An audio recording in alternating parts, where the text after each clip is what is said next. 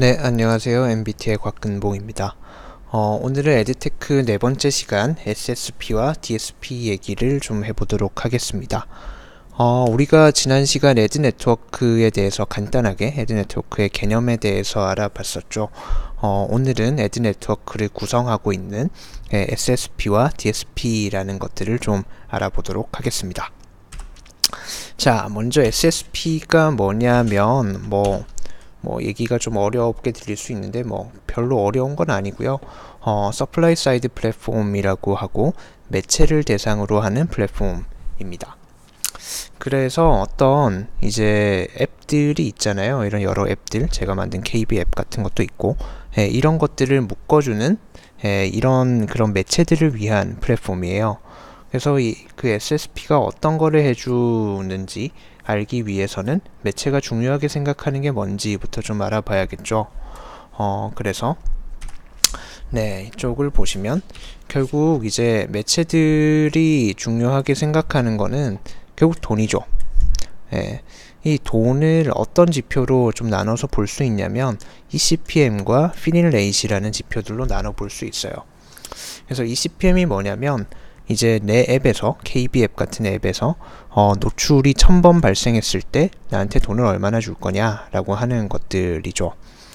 그래서 ECPM이 높으면 높을수록 매체가 정산받을 수 있는 돈이 많겠죠. 그래서 높은 ECPM을 선호하게 됩니다.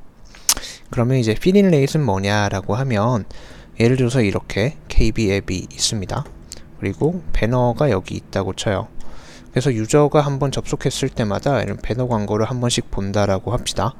그리고 평균적으로 유저 한 명이 하루에 10번 들어온다라고 하면 제 그 KB 앱의 DAU가 1000명이었으니까 1000을 곱하면 제 매체의 전체 인벤토리는 만이다, 만개다 라고 얘기를 할 수 있어요. 그러면 내가 에드 네트워크를 연동을 했을 때 여기 이 만개의 인벤토리를 얼마나 채워줄 수 있냐라는 거죠. 그래서 평균적으로 한 5000개 채워주더라 라고 하면 그 에드 네트워크의 평균 필인 레이트는 50%다 라고 할 수 있는 거죠. 그래서 이제 필인 레이트이 왜 중요하냐면 ECPM이 엄청나게 높아요. 예를 들어서 ECPM이 2000원이다 라고 하더라도 필인 레이트이 1%밖에 안 되면 사실은 나한테 떨어지는 돈은 그렇게 많지는 않은 거죠. 그래서 매체가 그런 에드 네트워크를 판단할 때 가장 중요하게 생각하는 거는 ECPM과 필인 레이트, 이거를 같이 보는 거를 굉장히 중요하게 생각을 합니다. 자, 그 다음에 매체들이 또 뭐를 중요하게 생각을 하냐면 이거를 이제 보다 보면 SSP에서 높은 그런 ECPM과 필인 레이트를 무기로 가져가기도 하지만 이렇게 좀 다양한 보조 기능들을 활용하는 것들이 많아요. 예를 들어서 우리 에드 네트워크 연동하면 어널리틱스를 무료로 쓸 수 있게 해드릴게요. 구글 어널리틱스나 파이어베이스 어널리틱스 같은, 그래서 유저의 행동 트래킹을 할 수 있는 무료 툴을 제공한다든지, 또는 요즘에 최근에 많이 생기고 있는 것들이 추가 인벤토리를 제공하는 SSP사들이에요. 예를 들어서 가장 유명한 게 버즈 스크린이라고 할 수도 있겠죠. 그래서 그 SDK를 깔면 기존에 내 앱에 있던 인벤토리는 건들지 않으면서 추가로 인벤토리를 만들어줘요. 예를 들면 그 SDK를 깔면 잠금 화면에 이제 광고가 뜬다든지, 혹은 허블 같은 SDK를 이제 연동을 하면 노티바에 광고가 뜨죠. 피그인 SSP도 마찬가지고요. 그런 추가 인벤토리를 제공해서 매체사들이 추가 수익화를 할 수 있게 제공하는 SSP사들도 있고요. 또는 이제 미디에이션 툴을 제공하는 SSP사들도 있습니다. 미디에이션은 제가 나중에 따로 시간을 빼가지고 세션을 한 번 더 할 거고요. 여러가지 에드 네트워크를 연동했을 때 그들의 수익화를 최적으로 해주는 것들이라고만 알고 계시면 될 것 같습니다.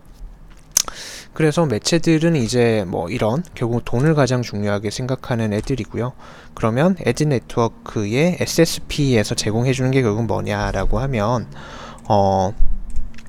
애드 서빙이죠. 일단 SSP 이 플랫폼에서 광고를 내려주는 거죠, 매체사들한테. 그래서 애드 서빙이 SSP에서는 항상 포함이 돼 있어야 되고요.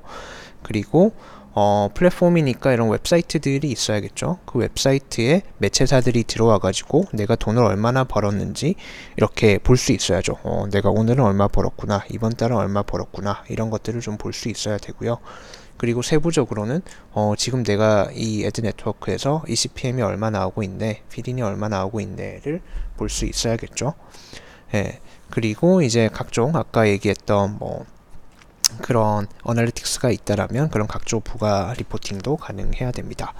그래서 SSP라는 거는 애드 네트워크의 매체 사이드를 담당하고 있는 플랫폼이고 주로 뭐 웹사이트나 이런 애드 서빙 등으로 구성된다라고 생각하시면 됩니다. 자, 그럼 반대 사이드는 이제 DSP죠. 광고주를 대상으로 하는 디맨드 사이드 플랫폼입니다. 자, 그러면 똑같이 광고주가 뭘 중요하게 생각하냐를 보면 광고주는 효율을 가장 중요하게 생각하죠. 결국은 어떤 내가 돈을 냈을 때 얼마나 적은 돈으로 얼마나 많은 인스톨이나 어떤 구매를 발생시키는가가 가장 중요하고요. 그러다 보니까 다양한 타겟팅 옵션들을 제공해 주는 게 굉장히 중요합니다. 그래서 매체나 뭐 관심사나 이런 리타겟팅 혹은 패키지 타겟팅, 구글의 리타겟팅 같은 것들을 중요하게 생각을 하죠.